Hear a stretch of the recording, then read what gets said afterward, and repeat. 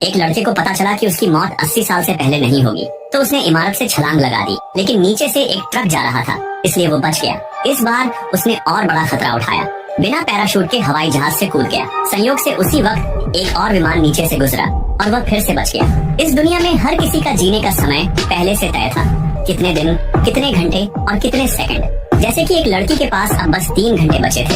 अपने साथ होने वाले हादसे से बचने के लिए उसने अपने बॉयफ्रेंड के साथ बाहर जाने से मना कर दिया, लेकिन तभी उसके फोन पर एक मैसेज आया, तुमने नियम तोड़ा है। अब उसका समय घट कर रह गया, सिर्फ 1 मिनट 52 सेकंड। वह डर के मारे घर की ओर भागी, फोन बंद करने की कोशिश की, पर समय नहीं रुका। अगले ही पल किसी ने उसे हवा में खींच लिया और जैसे ही काउंटडाउन खत्म हुआ वह मर गई। उधर उसके बॉयफ्रेंड का भी एक्सीडेंट हुआ। लड़की की सीट में एक लोहे का सरिया घुस गया था। जब उसने यह घटना नर्स को बताई तो नर्स को विश्वास नहीं हुआ। तब उसने फोन दिखाया, उसके पास अब सिर्फ 19 घंटे बचे थे।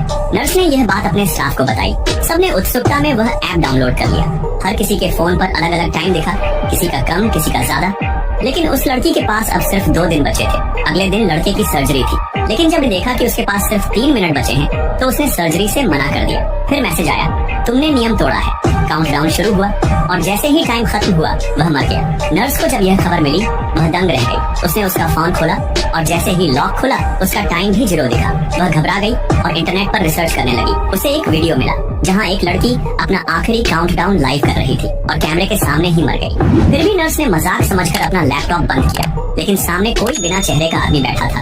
वह डर गई और गुस्से में अपना फोन तोड़ दिया। अगले दिन उसने नया फोन खरीदा, सोचा अब तो काउंटडाउन रुक जाएगा। फोन में ऐप नहीं दिखी तो खुश होकर दुकानदार को ज्यादा पैसे दे दिए, लेकिन जैसे ही वह दुकान से बाहर निकली वही ऐप अपने आप इंस्टॉल हो गई।